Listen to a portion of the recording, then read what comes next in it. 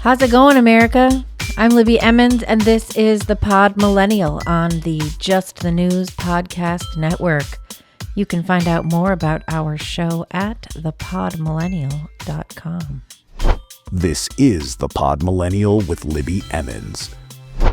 On this episode of the Pod Millennial, we'll do a deep dive into Morrissey's latest single, Notre Dame, out now. Plus, the lead singer of All That Remains and co-host of Timcast IRL, Phil Labonte, joins us to talk about what it's like being a heavy metal singer and a conservative commentator all rolled into one. And with the Winter Olympics now underway, I speak with American Olympian skeleton racer Katie Ulander about her attempt to compete in the Olympics and what happened to cost her that spot. Plus, Pamela Garfield-Yeager joins us to talk about her latest column in Human Events and what could be the crashing end of the trans craze. Let's get into it. You're listening to the Pod Millennial with Libby Emmons on the Just the News podcast network. Perhaps the greatest crooner of our time, Morrissey, has got a new single out and a brand new record deal with Sire Records. The whole thing is a long time coming after years where he couldn't get anyone in music to release his albums, which is stupid because he's got loads of fans. BMG dropped him in 2020, then in 2022, Capitol Records refused to release his finished album. And now, finally, after years of wandering in the wilderness, Morrissey is back with a new record. The BMG canceling was about diversity. A statement at the time from Morrissey himself read, "The new BMG executive has announced new plans for diversity within BMG's artist roster, and all projected BMG Morrissey releases, reissues have been scrapped." He added, "This news is perfectly in keeping with the relentless galvanic horror of 2020.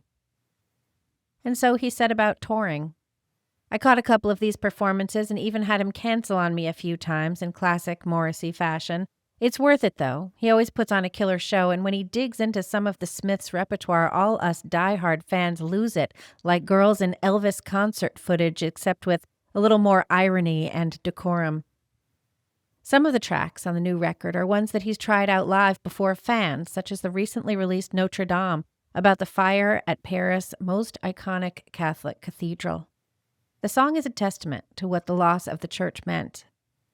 Construction on the cathedral began in 1163, and it took almost 100 years to complete. During the French Revolution, it was desecrated, and religious art housed within it was destroyed. It's been a symbol of the beauty that can be made in the image of the human spirit. The fire broke out in 2019, and the cathedral was devastated. It's been rebuilt using over 1,000 oak trees from across France that were like 200 years old, some of which were planted by Louis XIV. The goal was to rebuild the structure exactly as it was.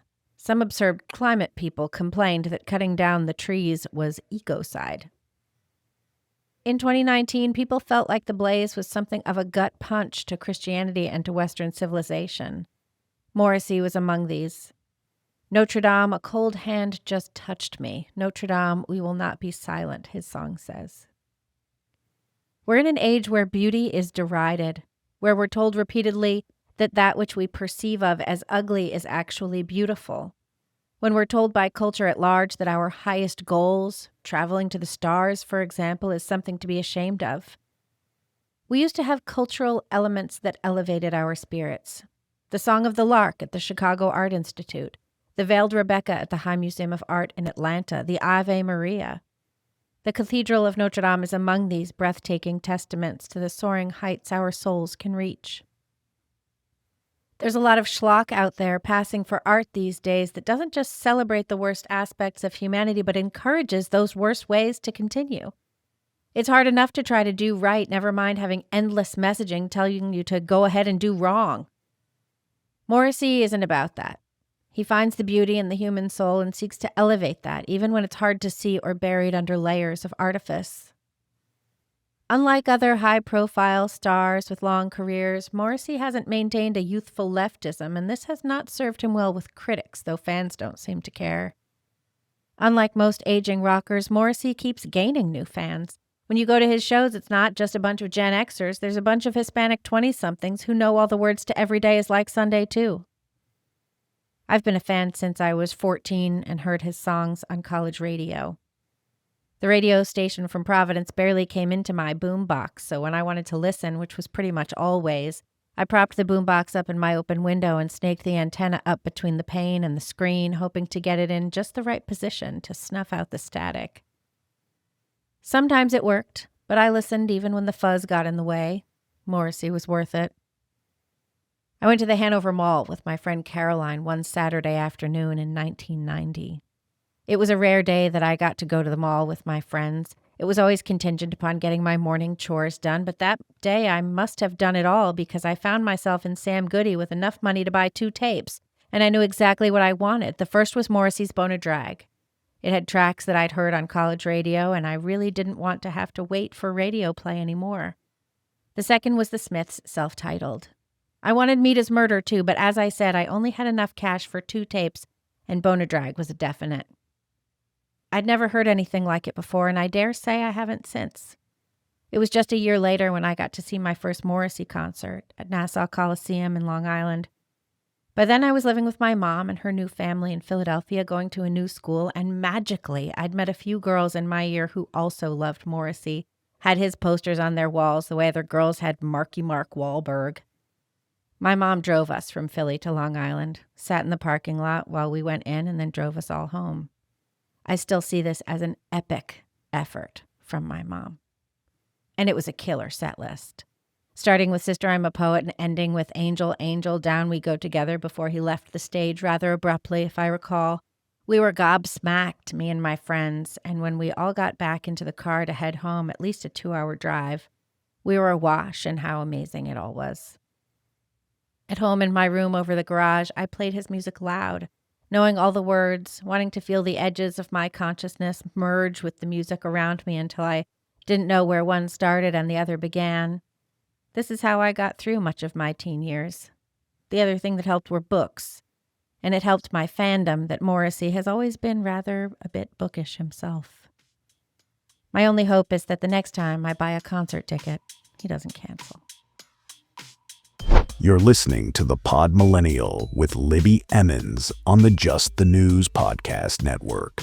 This is Libby Emmons with The Pod Millennial. I'm here with Phil Labonte, lead singer of All That Remains and co-host of Timcast IRL. Phil, thanks so much for being with us. Thank you for having me. I appreciate that you would let me be a guest on your brand new podcast. And congratulations, by the way. Thank you so much. Yes, this is my brand new podcast. I really wanted to talk to you because you really thread the needle between conservative media, which is its own wild world, and music and making art. And that's not something that we see a lot these days. And I was interested to know, how does it work being a conservative media personality, which you definitely are. You co-host Timcast pretty much every night.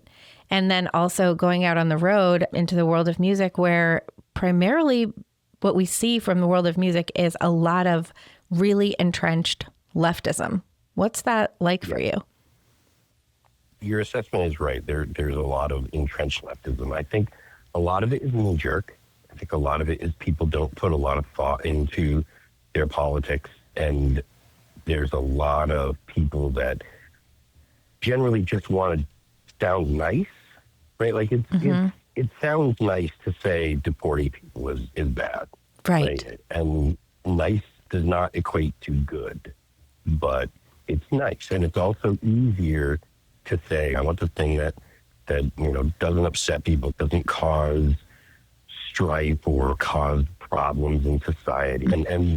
And with no regard to the long-term effects of any given policy, with no regard to the hidden downstream effects, it's easy to say, well, I want this policy, and then ignore or explain away the negative results of that policy. And I think that's something that musicians, and in my case, musicians, do frequently. There are some people that are conservative in the music world. They tend to keep their heads down and keep their politics a little closer to their chest. And I think that there are people that are kind of looking for people that stick their head up so they can kind of smack them down. I personally have always been pretty vocal about my politics. Before there was Twitter, right. I was very active on chat boards on music websites. There was Lamb Goat, there was Metal Maniacs, and I would get onto the boards and I'd argue politics with people on the boards. And it was largely in the minority there too. Right. But it's never been something that I've hidden. I don't do things from stage because there have been times all that remains is 25 years of history now. So there's been times where there are people with very different politics from mine in the band. And because of that, I've made sure that I didn't speak for the band. I've always made sure that I was clear that like my politics are my politics, the band's politics, but the band doesn't have politics. Right. There are people that have very different opinions. That's been a tough thing to deal with because people associate me as the singer with the band. And there are times where people in the band have been like, look, just because Phil says something doesn't mean I think it. And that's honest, and that's actually the correct approach to take. But as the face and the voice, there's me and one other guy that have been in the band longer than anyone else. Like me and Mike have been in the band since 2000. Mike was in the band in 2002. There's a lot of older people that say, well, what are your band things? It's like, well, they generally don't have strong political opinions. The ones that do understand the situation. They understand that everybody's got different opinions, and just because we have different opinions doesn't mean we can't be in the same band. And that's something that I wish more people kind of embrace, the idea of having different opinions and still being, at the very least, being civil, Yeah, that's not something we see a lot, right? I mean, in a lot of situations where you have someone in a band who disagrees with the other people in a band, whether they are vocal about it from stage or not, in a lot of cases not, right? I'm thinking specifically of Winston Marshall from formerly of Mumford and Sons, who posted a tweet saying he liked a book that Andy No wrote, and he instantly was out of the band. And I think we've seen other cases of this as well. Great for your band that people are like, we disagree, whatever, no big deal. We're still pals and we still can make art together. How is it that you've avoided being canceled? Oh, I haven't. You haven't? Okay. But you're still out there. You guys are going on tour. I mean, you're killing it. I refuse to accept cancellation. I think that's part of it, right? There's been times where I've said things that have got basically the whole metal community up in arms at me. I've said things that had my managers or old managers have called and said, okay, how do we do this? How do we fix this? Or blah, blah, blah. And I'm like, you don't. Mm-hmm. I said it, and I stand by it, or this is why I said it, and I don't feel bad about it. I don't, I've never gone out and done one of the apology tours, and that's probably why people may have the impression that I've never been canceled, because I've never said I'm sorry. In fact, in 2000, if we released the record in 2017, there's a song on it called Never Sorry, specifically about being canceled. You just don't apologize. Oh, you can't apologize. No, you can never apologize, because if you apologize, they think you think they're right, and you don't. You're just trying to get them to shut up. You're just like, stop bothering me with your dumb opinions. Exactly. It's just accepting the frame. And usually the frame is some kind of misrepresentation, or they're trying to apply all kinds of things to you. So if you say a no, back when you would get canceled for saying no words, which I did, they were like, well, you must, because of this, you're this and this and this, because you said that word, you're all of these things. And I completely reject them. Right. I totally reject it. So I would never say, oh, well, I'm sorry, and I know that I hurt this community and blah, blah, blah. No, I didn't. I didn't hurt a community at all. Right. There are some people that didn't like what I said, and they can deal with it. They can act like grown-ups and deal with it. And so often, like, the people who say that you've offended some particular community, they're not even part of that community. I voted for Trump, like, that's fine, Yeah, in this one case that I upset people, my current manager, he literally took a screenshot of the tweet that I put up, and it's still on the internet, you can still find it. And every once in a while, he would just send the screenshot and be like, that's hilarious. Nowadays, people don't really get canceled for for dumb stuff anymore. It's like, all right, if you sexually assault someone, that's looked at as bad, and rightly so. But, for saying a no-no word or having a bad opinion or just blatantly offensive to everybody, then you're most likely not going to get canceled for saying something. Gen Z and Gen Alpha does not care about the sensibilities of boomers, Gen X, and millennials. They're in fact rebelling against them. Well, So there are definitely woke people in Gen Alpha and Gen Z, but it is something that has significant pushback from people in Gen Z and Gen Alpha. I also want to talk to you because I think rock has changed significantly over the past 20 to 40 years. Rock used to be really, really hard, right? And rock was the thing. Everyone wanted to be a rock star. And people don't really want to be rock stars anymore. They kind of want to be pop influencers. They don't even want to be artists half the time. They just want to be like these things online. And I don't know about you, but I watched the Grammys. And there were a couple of things. You did not watch the Grammys? I'm staunchly against the Grammys as a concept. I complain about it most every year. I fully respect this. I'm very against the Grammys as a concept because all it is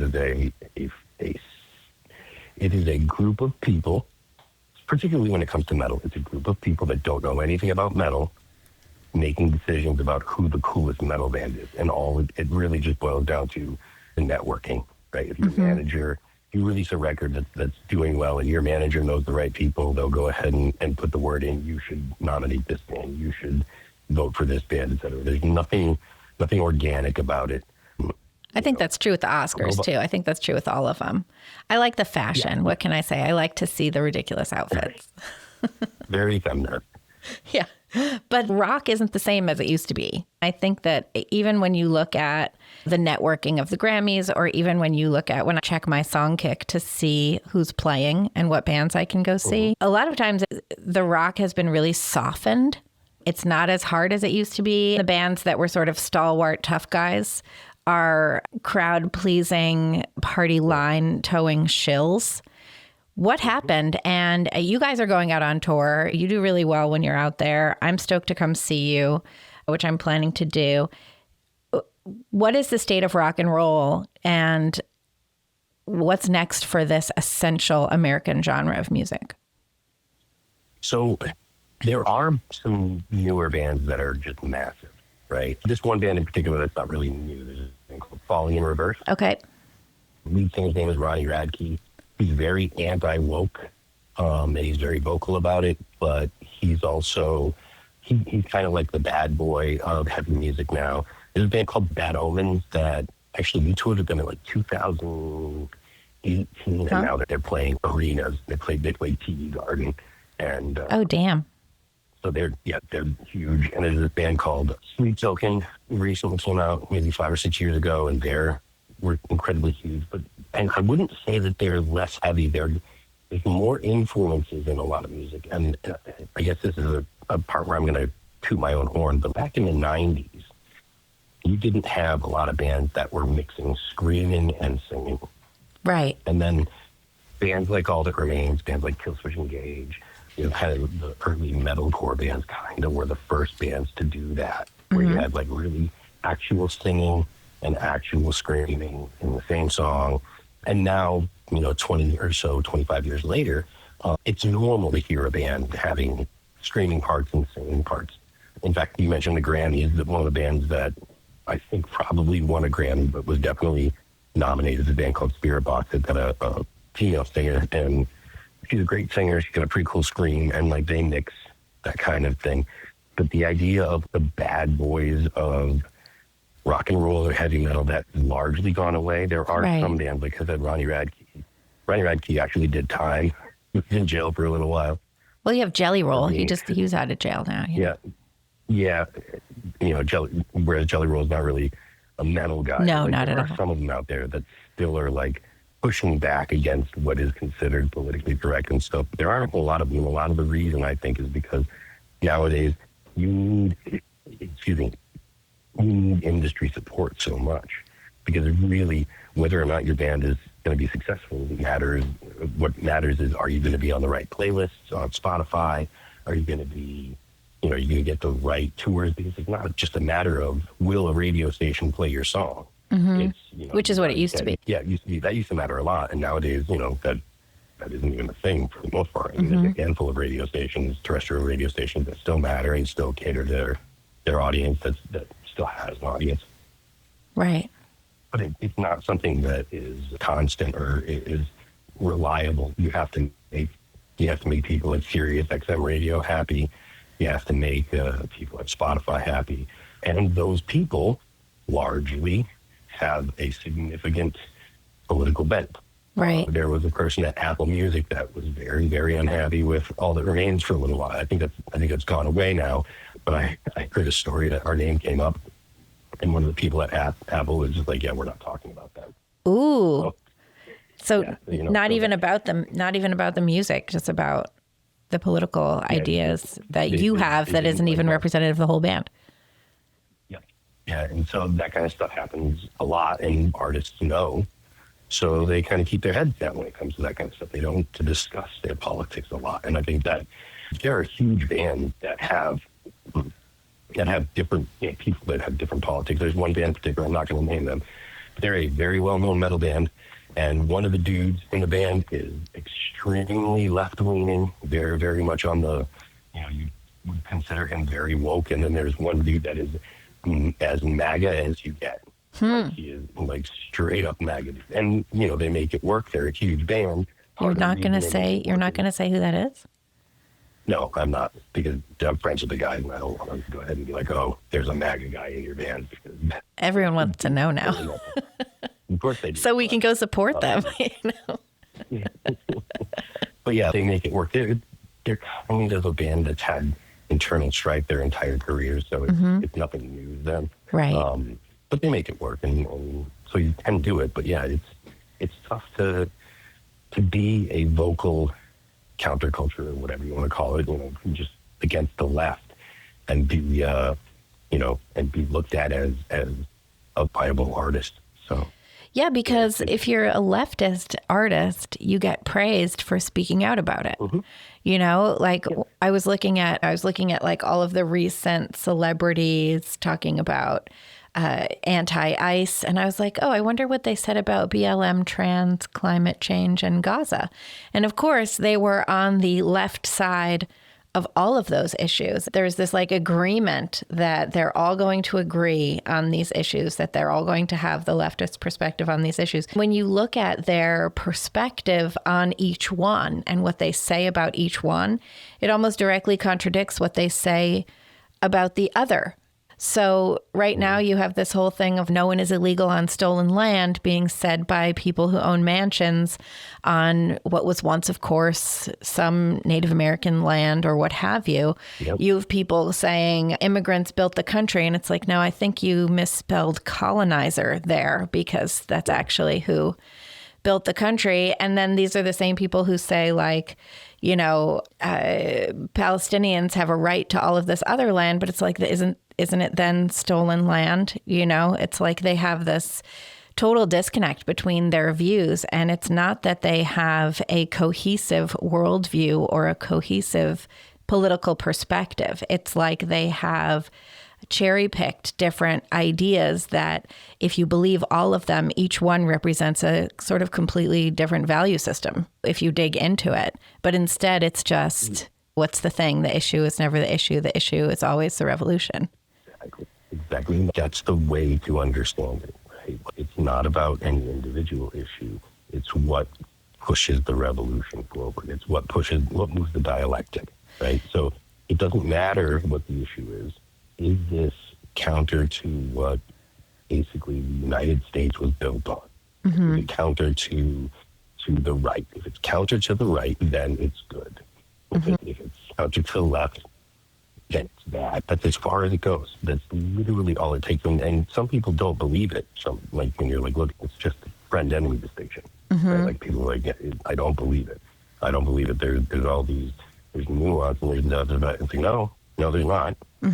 There's not nuance at all. It's just simply, is this good for my side or is this bad for my side? A great example is the way that people behave about Gaza, right? And the Israeli war in Gaza, but they're 100% silent about what's going on in Iran. Yeah, they don't seem to care at all. Silence. And they might be able to say, well, you don't see it so much, but that only adds to the argument that it's not about reality, right? Like, because if they thought that there were things being hidden in Gaza, they were outraged, and there was plenty of people screaming about it and saying, oh, we got this bit of footage, blah, blah, blah. When you look at the footage that's coming out of Iran, it's clear that there's been a lot of people that have died. Right. A lot of people. And those same people that are very pro-Gaza, if the United States does do anything, starts striking Iranian targets, they're going to be saying, leave Iran alone. Right. Even though it's likely that Iran has killed probably a couple dozen thousand, probably. That's probably very many. 20,000 people. Wow. I've heard estimates up to like 35,000 people. Yeah, I heard that number too. It's sort of unfathomable. Yeah, it's crazy. Yeah, and then you have like verify that. Ariel Scarcella in this great clip. She went out and was asking women if they thought the policies of the IRGC for women, the Iranian Revolutionary Guard's policies for women, were better than those of the Trump administration. And they were all like, well, Trump's evil, so yeah, Iran is better for women. And it's like, what? Yeah. What? How are you insane? How do you not have any idea? I mean, I have this thing whenever like some new issue comes up. Israel-Gaza is a good example. After October 7th, Israel-Gaza is not something I particularly followed, right? Because I'm really an America person. I love America. I love our culture. I love our big weirdos. I love everything about her. And by big weirdos, I mean people who wear matching I Love Nebraska t-shirts when they're on vacation in Rome. I love those people. Their 2 white sneakers and the visor and the sunscreen on your nose. Like, I love the whole thing.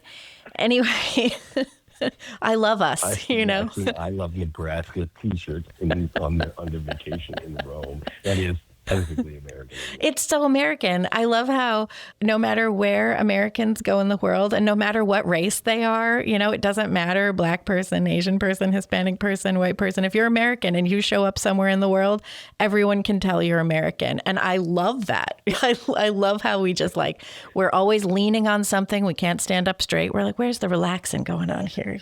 Like, we got to lean on this pole. Got to lean on my other foot. I'm impatient in line. We always show up too early for dinner. This is great. I love this. And then we get made fun of for it. And we're like, what? We don't want to eat at 9 o'clock. We want to be drinking by then. Yeah. So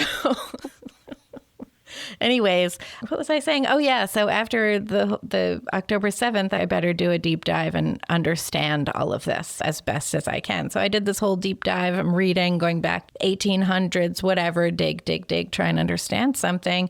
Same thing with the IRGC, go back to the 70s, try and understand what happened, what was the Iranian Revolution, what was it about, what kind of popular support did they have, all of that kind of stuff. And you look at it and you're like, oh, basically extremist Islamism came in and stole everybody's rights. Okay. Mm-hmm. And for some reason, perhaps because they also fund Gaza and they fund Hamas, for some reason, the left is super pro-Iran now, which is crazy and completely anathema to everything else they say they're in favor of.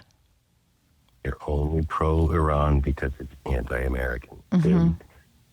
It's just friend-enemy distinction. If you're an enemy of America, you're my friend.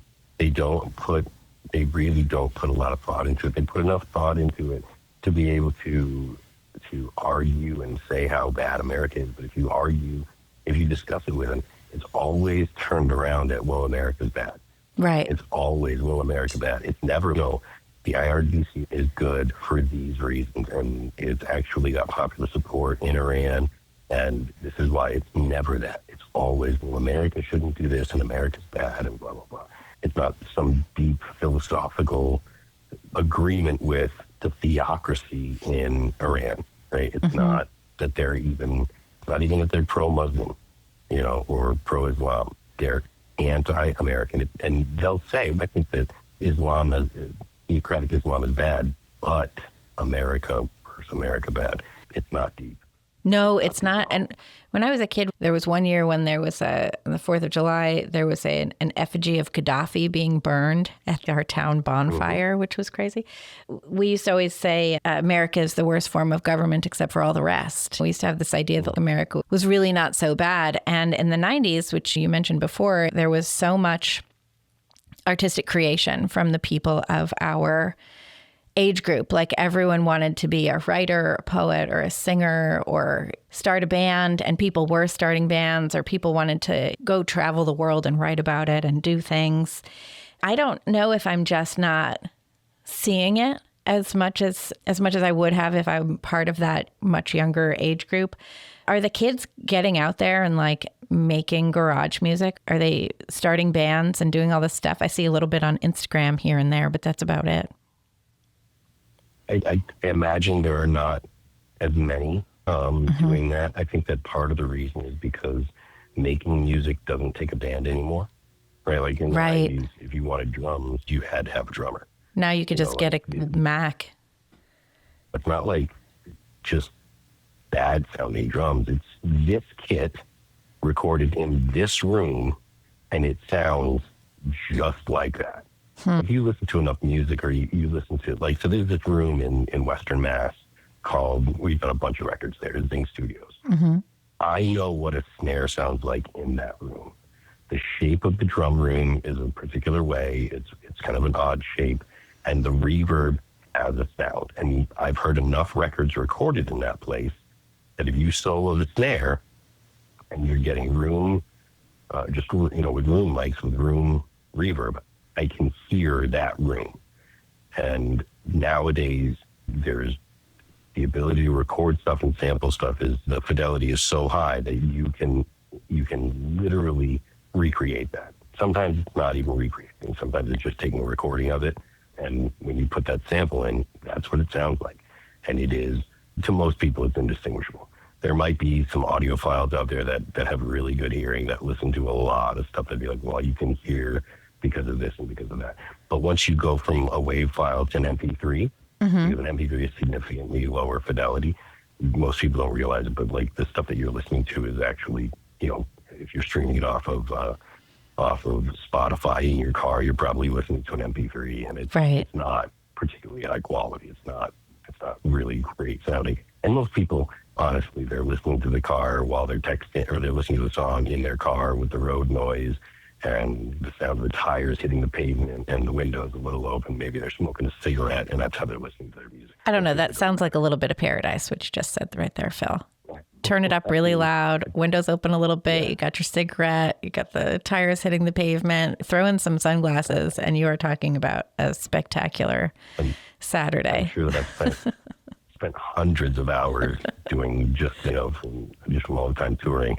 But the ability to make music just on a computer by yourself in a bedroom has made it where you don't need a band. So there are fewer people that are doing it. There are still people out there that want to play and want to do it for themselves.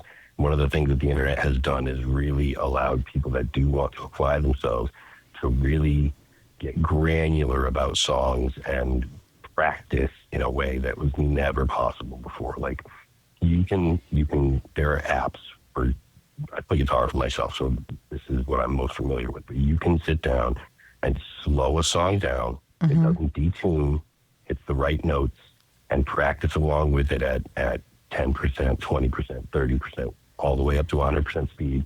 And then if you really want, you practice at 110% speed, so that way when you're playing it at 100% speed, it feels easy. Right. So you can sit down and really, really practicing an instrument nowadays is easier than it's ever been, and you get more benefit in shorter time, make more progress in a shorter amount of time because of things like Guitar Pro or whatever app you want to use. But a lot of times it's right there in front of you with the music or the tab if you don't read music, and it's super easy. So they're out there, but a lot of times it's just individuals that write their own stuff, and if they want to go on tour. I mean, we had a guitar player in the band for a few years named Jason Richardson, and he's a phenomenal guitar player. And he went out and did a tour opening up for a band called Baby Metal, big places. I'm talking, 3, 4, 5,000 people. Mm-hmm. And it was just him. Like he just brought his computer and he went out there and he played. It was just him. Did people love it, or was it like, where's your band? Yeah, I mean, people nowadays don't care. Young people, there are old people. There's this guy that used to do, I forget what his name is, but he used to do a show called That Metal Show. And really what it was is That Nostalgia Show. It was him and a bunch of dudes. And he's probably a little bit older than me, but not a lot. But they would just get together and talk about metal bands from the 80s and 90s. Sounds like Headbangers Ball. Remember that? Oh, yeah. I remember the first time I was on Headbangers Ball was in 2004 when they brought it back. But yeah, like he went after, again, Ronnie Radke from Paul Universe because they canceled the show because something had happened with their laptop, their MacBook, which is what runs the show. He made a big deal about it. People that go to the shows, they don't care. Right. They want to see the show. They don't care that you got backing tracks. They don't care that you're playing to a click track. They don't care about any of that. The only thing they care about is seeing you on stage playing a show. You know, they do want you to be singing, but they don't care if there's backing tracks. They want you to be playing guitar, but they don't care if there's backing guitar tracks. They do want you to be playing the drums, but they don't care if you're playing to a click track. Like, they just don't care. Right. And so, like, it's very boomer coded to be like, oh, you're playing the backing tracks, or you got a computer, blah, blah, blah. Like, that is extremely boomer coded, because nowadays you can run your whole show from Pro Tools. You can have all of your intros run from Pro Tools. You can, if you want, you can have your light show run by Pro Tools. So everything is synced up every night, and it's all the same. And literally, you just have the person hit the button, it starts, your show starts, go through the whole show, you know, an hour and 15, hour and a half, whatever, and it runs your lights, it runs everything, you know, if you want. And it's only going to be like that's normal nowadays. So I don't think that the audience cares at all about those kind of things.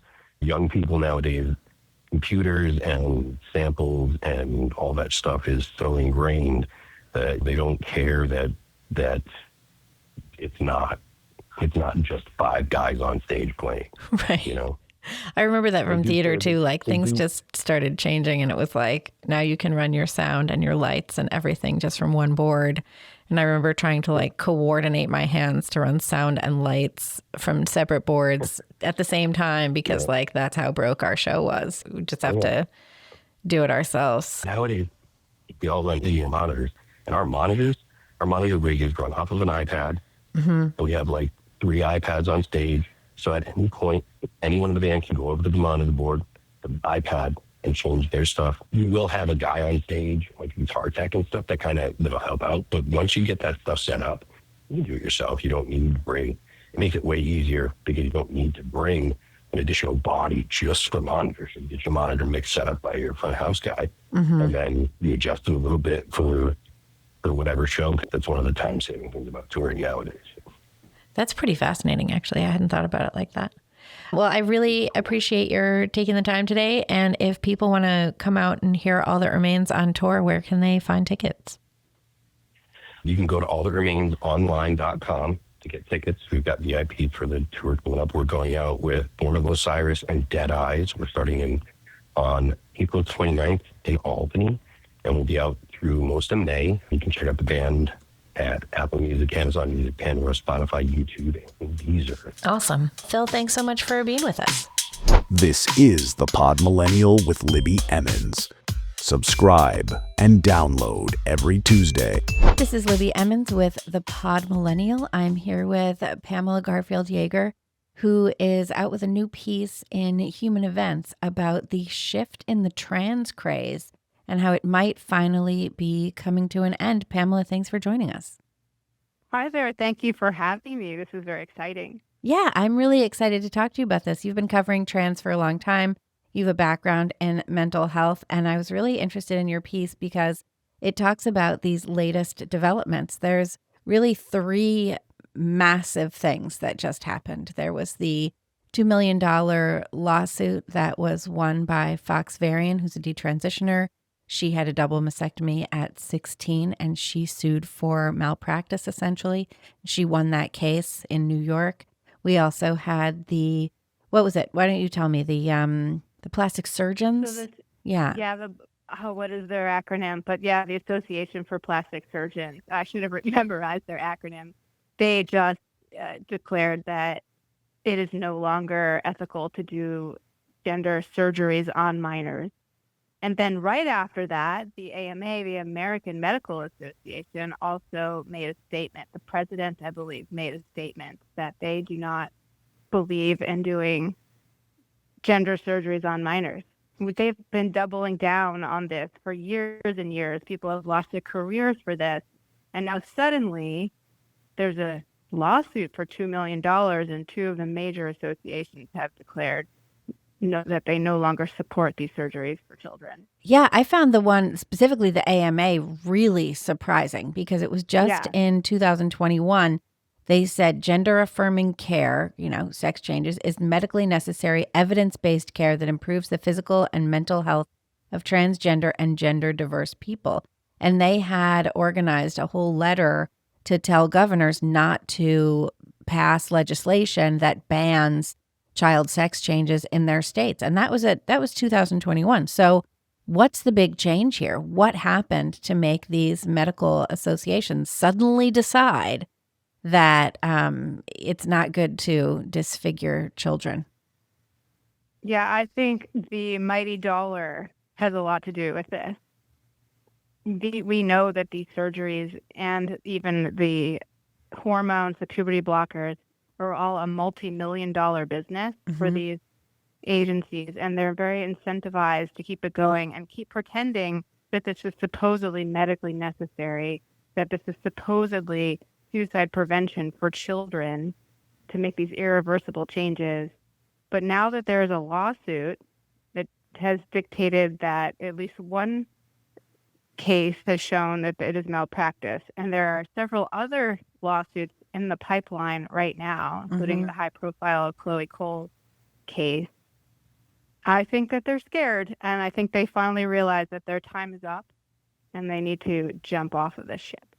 So the fact that they have just changed their tune, I mean, just this past week changed their tune, suddenly came to this realization after years pushing this not only down our throats, the throats of the public, the throats of the medical industry, but also cowing parents into going along with these horrible things, getting the Biden administration to entertain the concept that child sex changes were a good thing. We had Biden go out on a social media clip and tell parents to affirm their children, even if he had no idea what he was talking about. That's what he was doing.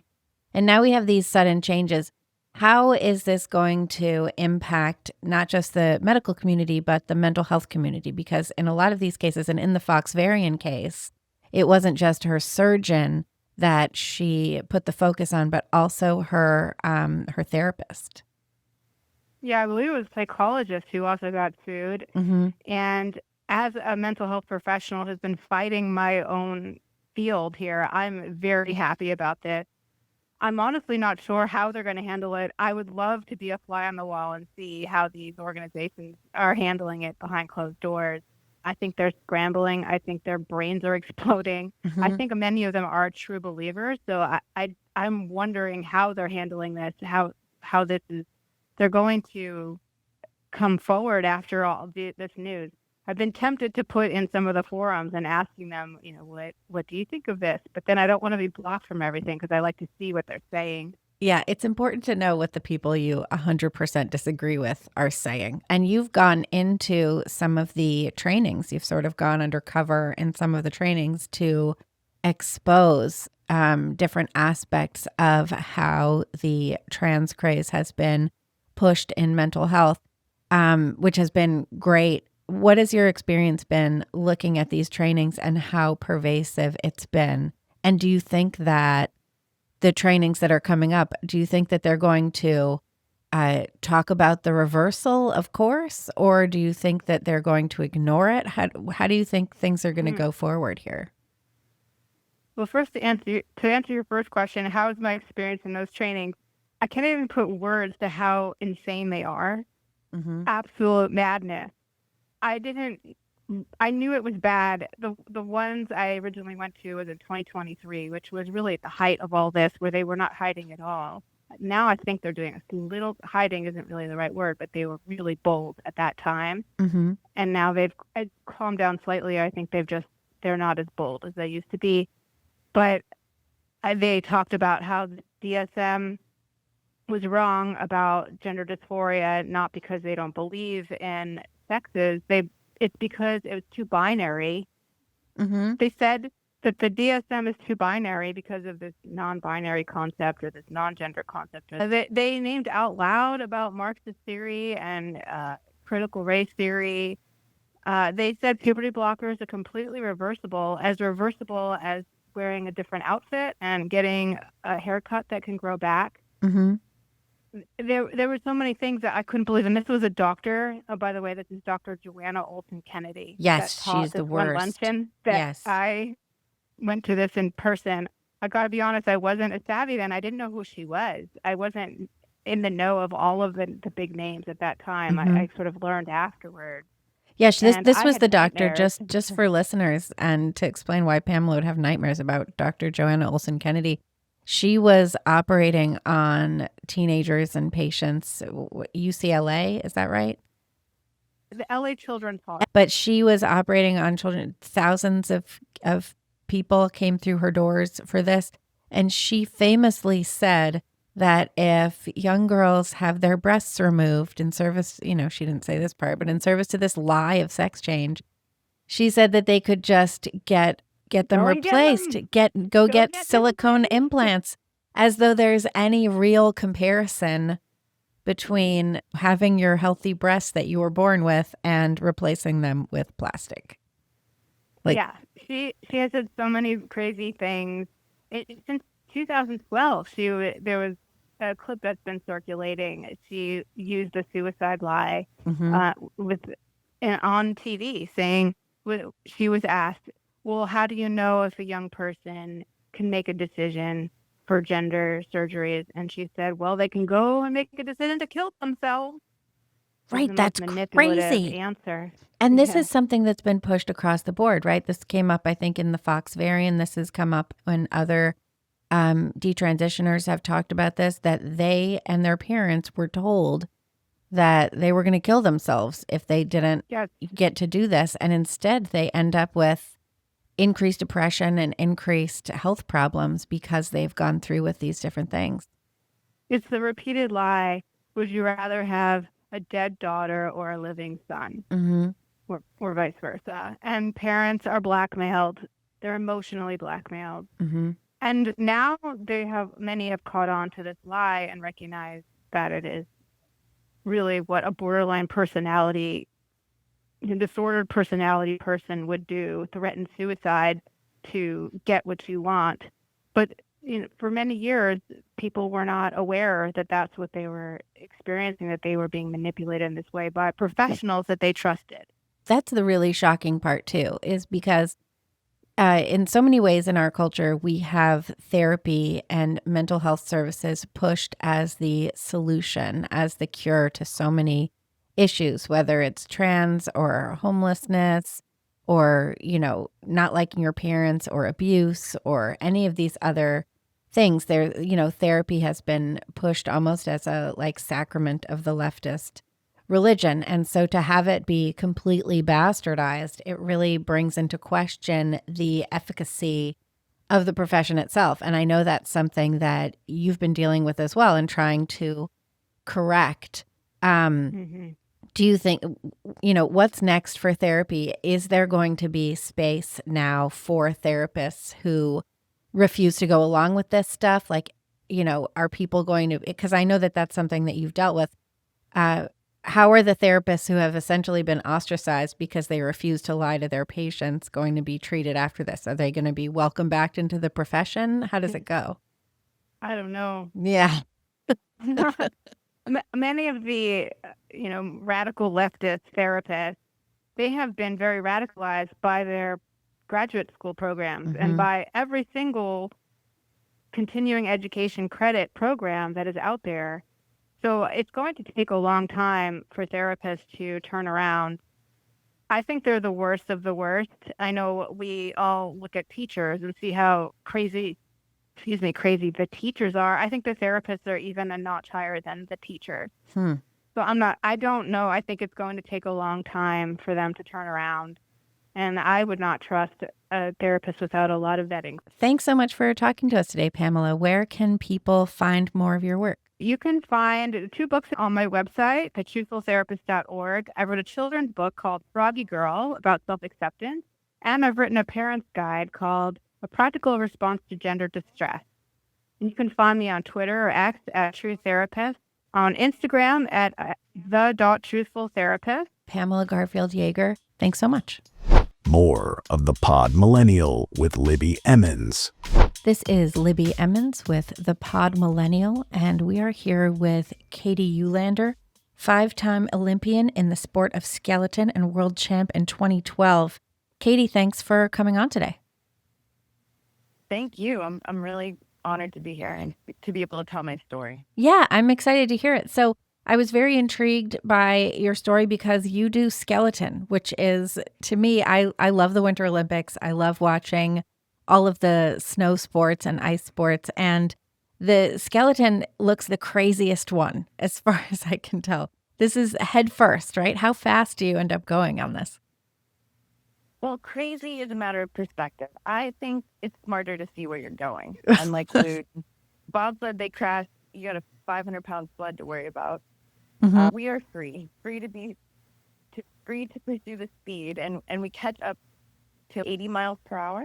Wow. So you're 80 miles per hour head first on a little tiny, what do you call it? A sled? You call it a skeleton?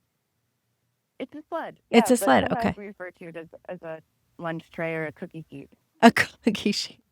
So how did you get It's a heavy into? one, though. Yeah. How did you get into this sport? I was young, and they talked me into it before I knew better.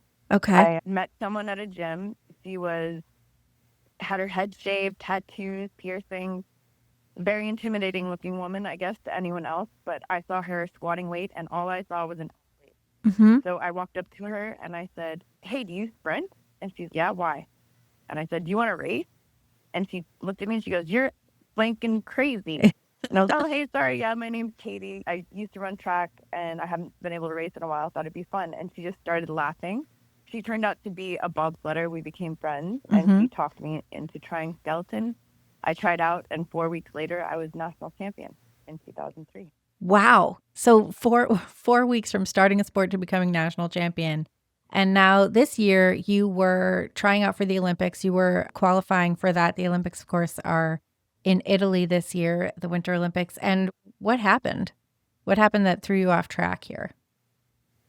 Well, to start from the beginning, I went into World Championships last season injured, and it was on my home track, World Champs, where I'm World Champion 2012. Mm-hmm. And I expected to medal. But with the injury I had, I was on crutches and down in the dumps, thinking I should step down and give someone else a shot. And to my surprise, other athletes from around the world and some of my own teammates urged me not to quit. Okay. And, Good teammates. Sounds. and it made me realize what it meant to see something through. And I'm glad I did it. I ended up 13th, which was one of my worst finishes on this track, but I was proud that I pushed through the pain and did my absolute best to represent my country at the World Championships. And afterward, one of my friends from the Netherlands won. And I said, "I'm so proud of you. I've seen her start the sport 10 years ago and just watched her grow." And I said, it's an honor. Great job. And she goes, "I'm just trying to be you." Oh, wow. And I almost started crying. And it was in that moment when she said that, and I had multiple women that I respect so much in the sport tell me that they don't want me to quit. They want to see me in Italy. And I was only 6 months away. I decided that I owed it to myself, who looked up to the women before me, to the little girl that started the sport and the ones that were watching me now, to give it everything I had. Because I thought back to the women I looked up to and how hard they pushed to the end. And one of them being Leanne Parsley, who won the silver medal in 2002. When I got started, I was 19 and she was 37, and I thought she knew everything. Yeah. Like, I want to beat her.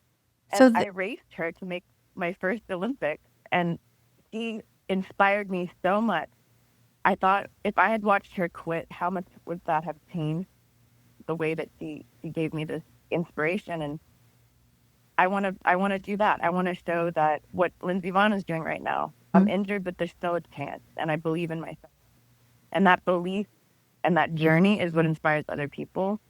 So I went into this season knowing I was injured, but was going to give it everything I had. So I chose to race certain races to ensure that I had access to proper support and medical staff. And I was getting healthy. I was progressing. My start was getting faster. And I wanted to be prepared for the Olympic Games if the opportunity arose. Yeah, for sure. And yeah. And so I raced the last race in Lake Placid. I won the first two. I was going to win the last, and I was all right. I don't know what's going to happen, but I've done everything I can. And just before the race started, the Canadian coach decided to pull 80% of his athletes from the race to reduce the points available to anyone who was not Canadian. So what does that And, mean? So if he's pulling athletes from the race, why does that reduce the number of points available? It's a silly rule that the points available are dependent on the number of participants. So if you have 21 women, it's full points. And he reduced it to 19. Okay. If it was 20, there was a chance that the U.S. could have put another athlete in. But he made it clear when I spoke to him that he was going to make sure no one had any points available. And it broke my heart. It put Denmark's position in jeopardy. It caused a Swiss athlete to lose her funding for the following year. She might have to retire. Why would And she it have put my to own- lose her funding? Because she didn't place or something? She didn't get enough points? There are different requirements for different Olympic committees or countries. You have to maintain a certain ranking to maintain your funding. Okay. So those points were going to help her world ranking so that she could race the World Cup next year. Right. And also Olympic qualifications are based on world ranking. So it negatively affected everyone in the field. Right. Yeah. So what happened after this? So you were not able to get the points you needed to qualify. A lot of people were also put in jeopardy. And what is the Canadian coach's justification for this? Is everyone just, oh, whatever, that's how the point system works? Or is there actual pushback against it? Well, myself, 4 nations, and 3 other athletes spoke up. The IBSF, the International Sport Federation, attempted, I don't even know if they attempted, they claimed to have done an investigation, but to try to figure out if this was competition manipulation, because it is against the Code of Ethics and the IOC integrity of sport to intentionally take action to reduce the points or change the outcome to be less predictable. And that was what happened. They said, oh, we're opening an investigation, but they spoke to no one. They interviewed no one. They collected no evidence. And someone on the inside gave me heads up on that. So I, on my own, sent in all the evidence I had. They never acknowledged receipt of that evidence. And they said, they sent out this press release that stated Canada had no wrongdoing, but kind of hinted toward the fact that they should behave in the spirit of sport. So everyone that had said something decided to appeal that in a tribunal within the IBSF. And that tribunal did not hold a hearing, but they allowed written submitted evidence. So I sent in everything I had to include the recording of the conversation I had with the coach admitting what he did. And the results of that was they determined the Canadians intentionally acted to reduce the points of the race to prevent any other nation than Canada from gaining points to affect quota spots. But they said it wasn't in their jurisdiction to do anything about it. Oh, that's crazy. And, so essentially the coach was found to have done wrong by sportsmanship and the international athletes, and it's just going to get a pass because no one has jurisdiction to deal with it? Well, we think they do have jurisdiction, which is why we took it to CAS ad hoc division, which is a special court, the highest of courts in sport, but they only allow to hear disputes that happen 10 days before opening ceremonies. Technically, our dispute at the latest date started January 23rd when we got the reason for the decision. So we missed it by 4 days. However, they did hear us for about 5 hours. before they ruled, they also didn't have jurisdiction. So where that leaves us is that wrongdoing has been acknowledged Mm-hmm. and nothing is being done about it. And we've exhausted all avenues within sport. So now I'm just kind of frustrated and confused and wondering what to do next. And that's why I reached out to our Olympic delegate via news and media to ask for help, Mm-hmm. because I don't know what else to do. And the bigger concern for me is athletes have no protection. And there's so many instances where athletes have faced abuse with Larry Nassar, or the Sochi doping scandal, where Mm-hmm. the largest competition manipulation you can think of.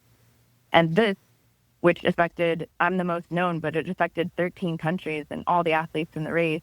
And no one's being heard. Nothing's being done. They delayed listening to the gymnasts. That took years. Sochi doping scandal, the Russians got all their medals back that they Mm-hmm. had stripped. Yeah. One of them being a bronze for me.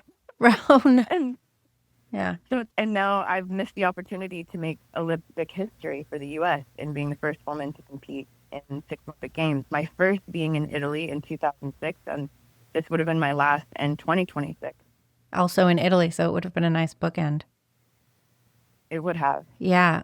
Yeah, it's sort of devastating. I'm really surprised to hear that there's no recourse. I mean, all of you athletes can speak up about it, and there's not much that's going to be done. This is similar to what we've seen with Olympic sports committees over the past several years, where they just make these decisions that apply to so many people and cost women opportunities, and then don't really seem to care about it. I'm thinking specifically of the Olympics that, I'm not remembering the exact year, but it was Laurel Hubbard was competing in weightlifting.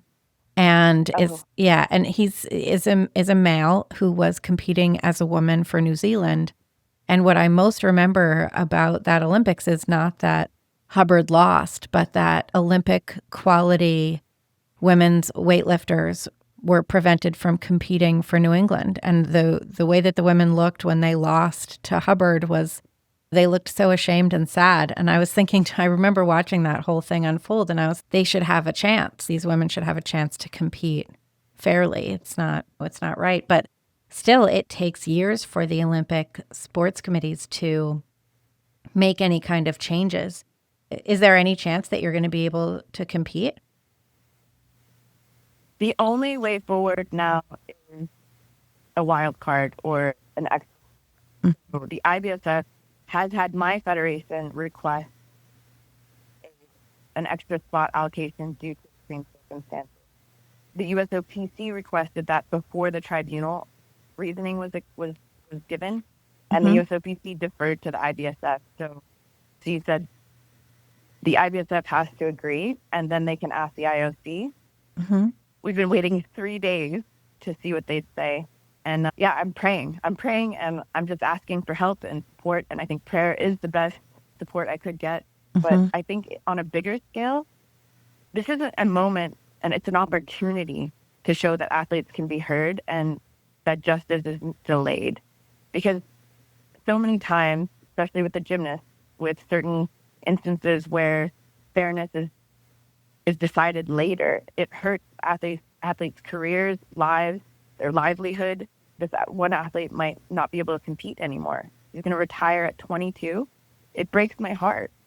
And I think it's an opportunity, especially for the United States of America, with the Olympics coming in 28, to step up and say, we're going to protect our athletes. Mm-hmm. There are different ways that could be done. But I think if the Olympic Charter, the Federal Olympic Charter for the U.S., granted an organization to be dedicated to the protection of athletes that could take these issues on head on, and that's their job, Mm-hmm. I think it would prevent a lot of these things being overlooked for what they are. And I'm confident that something will be done eventually, but it breaks my heart to continually see athletes' careers and lives be hurt. A range of things. Larry Nassar, Mm-hmm. doping, Mm-hmm. the Hubbard instance. I competed in weightlifting, Mm-hmm. and she won a silver medal, the world championship, before the Olympic Games, which affected some qualification issues for the games. Yeah, for So sure. it's a ripple effect. And I'm not saying that I don't know what the remedy is exactly right now, but I think there is an opportunity here for the U.S. to set an example and stand up for what's right. And I'm gonna scream as loudly as I can, as long as I can. And it's hard because a lot of people think I'm just fighting for myself, but I know from experience in losing a bronze medal to a doping scheme and seeing something wrong and nothing being done, that it makes a difference when someone says, "I hear you." Mm-hmm. Yeah, it sure does make a difference. Would being on a commission that be something that you'd be interested in doing? Absolutely. Because I think that makes a lot of sense. We do often see athletes, and it's similar actually. I have an arts background, and it's sort of similar when you see people who have a real passion for something, whether it's sport or art or music, and it's something that they really, really want to do, and they feel it in their heart. And then what happens is the organizing principles around it create this whole industry where the person with the passion is turned into this commodity. And suddenly there you are just trying to do the thing you love doing, and you're prevented from doing it because of all of these other people who are just trying to make money off your effort. Well, this is not a new thing, right? No. So my father played Major League Baseball in the 50s all the way through to the 70s. And in 1970, there was a lawsuit against a game. I don't remember what kind of game it was. And he won. Mm-hmm. But that case was around the right to publicity. Mm-hmm. And that now is the modern day NIL. Okay. And then in 1972, they had the first strike. And that led to collective bargaining. Mm-hmm. And it's a common experience for organizations to protect themselves, to protect their profit, and cut expenses where they can. And unfortunately, history shows that the athletes become commodities. Yeah. And we have to fight. And that was what started the MLBPA, the Players Association. Mm-hmm. We're seeing NCAA stand up for a piece of the pie.